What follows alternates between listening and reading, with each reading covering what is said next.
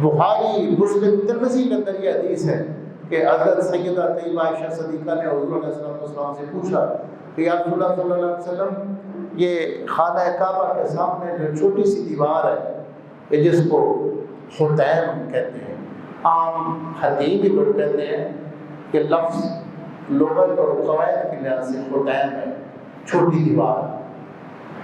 جس کو حتیم کعبہ لوگ کہتے ہیں۔ خانہ کعبہ کے سامنے چھوٹی سی دیوار ہے۔ آپ صلی اللہ علیہ وسلم نے فرمایا کہ یہ دیوار کیوں بنائی گئی؟ پھر آپ نے پوری تفصیل بتائی، فرمایا کہ اے عائشہ، بات یہ تھی کہ حضرت سیدنا ابراہیم علیہ السلام نے خانہ کعبہ کی جو حدود جہاں بنیاد رکھی تھی، یہ دیوار اس میں شامل تھی۔ بعد میں قریش نے خانہ کعبہ کی بلڈنگ کو مختصر کر دیا اور یہ دیوار باہر چھوڑ دی۔ پھر قریش نے ایک مرتبہ حلال کا پیسہ اکٹھا کیا کہ اس خانہ کعبہ کو اسی بنیاد پہ رکھا جائے جو ابراہیم علیہ السلام نے رکھی تھی، یعنی اس دیوار کا حصے کو بھی خانہ کعبہ میں شامل کیا جائے۔ وہ جتنا حلال کا صاف پیسہ اکٹھا ہوا اس سے اتنی دیوار بن گئی، پھر وہ پیسہ ختم ہو گیا تو وہ معاملہ ادھر ہی رہ گیا، اس لیے یہ پورا نہیں ہو سکا، ورنہ یہ حدود بھی ابراہیم علیہ السلام کے دور کے خانہ کعبہ میں شامل ہے۔ اور فرمایا اس دیوار کے اندر نماز پڑھنا ایسے ہی ہے جیسے خانہ کعبہ کے اندر نماز پڑھنا۔ اور فرمایا کہ یہ جو دروازہ جو تھا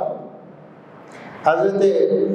ابراہیم علیہ السلام کے دور میں خانہ کعبہ کے 2 دروازے تھے، ادھر سے لوگ داخل ہو کر دوسری طرف سے نکل جاتے تھے۔ قریش کے لوگوں نے اس وقت ایک طرف کا دروازہ رکھا تاکہ اپنی مرضی کے بڑے بڑے لوگوں کو وہاں داخل کیا جائے اور پھر عام لوگ وہاں داخل نہ ہو سکیں۔ میں پہلے بھی ایک مرتبہ یہ بات کی ہے کہ یہ نہیں کہنا کہ فلاں ملک کا صدر اور فلاں ملک کا وزیر اعظم اس کے لیے خانہ کعبہ کا دروازہ کھلا ہے،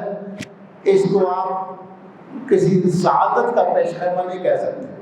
ممکن ہے کہ ایک بندہ بہت بڑا قوم کا دشمن اور لٹیرا ہو اور اس کے لیے وقتی طور پر کھول دیا جائے، اور اس کو لوگ پھر کیش کرتے ہیں فلاں کے لیے کھلا ہے، فلاں کے لیے کھلا ہے۔ اس بات کو حضور نے فرمایا کہ قریش کے لوگوں نے اپنے بڑے بڑے لوگوں کو داخل کرنے کے لیے ایک تو دیواروں کو رکھی اور پھر ایک طرف دروازہ رکھا، اور میرا جی چاہتا ہے کہ میں خانہ کعبہ کو گرا کر ابراہیم علیہ السلام کی بنیاد پر تعمیر کروں اور پھر دیوار کو نیچے کر کے 2 دروازے رکھوں، ادھر سے میری امت داخل اور ادھر سے نکل جائے۔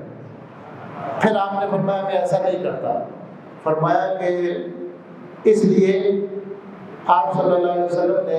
بہت سخت الفاظ استعمال کیے۔ فرمایا کہ جو عرب کے لوگ ہیں نا،